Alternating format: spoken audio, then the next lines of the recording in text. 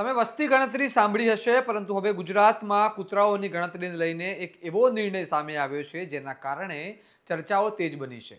કારણ કે હવે આ કામગીરી સરકારી શિક્ષકોને સોંપવામાં આવી હોવાનું સામે આવ્યું છે અને તે મુદ્દે અનેક સવાલો ઊભા થયા છે. આવો વિગતે વાત કરીએ સમગ્ર મામલા વિશે આ અહેવાલમાં. નમસ્કાર, હું ચિરાગ વર્ષાબેન, આપ જોઈ રહ્યા છો સ્વમાન.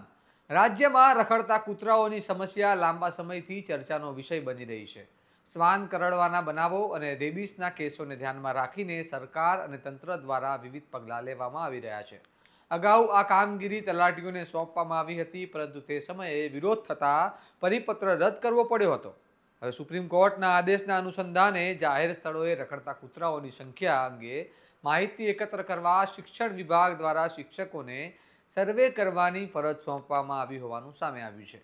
માહિતી મુજબ શિક્ષણ કમિશનરે જિલ્લા શિક્ષણ અધિકારીઓને પત્ર લખી શાળાઓ, કેમ્પસ અને સરકારી કચેરીઓ આસપાસ કેટલા કૂતરાઓ છે તેની માહિતી એકત્ર કરી અહેવાલ મોકલવાની સૂચના આપી છે અને આ કામગીરી નિર્ધારિત સમય મર્યાદામાં પૂર્ણ કરવાનો આદેશ આપવામાં આવ્યો છે.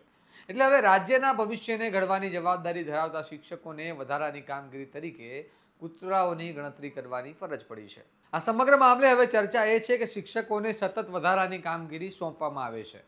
ચૂંટણીનું કામ, સર્વે, અન્ય સરકારી કામગીરી, તો પછી તેઓ શિક્ષણના મૂળ કાર્યને કેટલો સમય આપી શકે?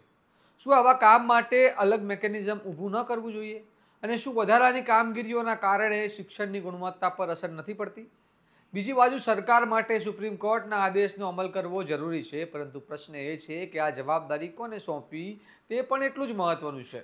હવે જોવાનું રહ્યું કે આ મામલે શિક્ષક સંગઠનો શું વલણ લે છે અને સરકાર કોઈ ફેરફાર કરે છે કે કેમ. તમારું શું મંતવ્ય છે તમને કમેન્ટ બોક્સમાં જણાવો અને આવા વિશ્લેષણવાળા સમાચાર માટે સ્વમાન સાથે જોડાયેલા રહો. વિડીયોને લાઇક, શેર અને ચેનલને સબસ્ક્રાઇબ કરવાનું ભૂલતા નહીં. નમસ્કાર.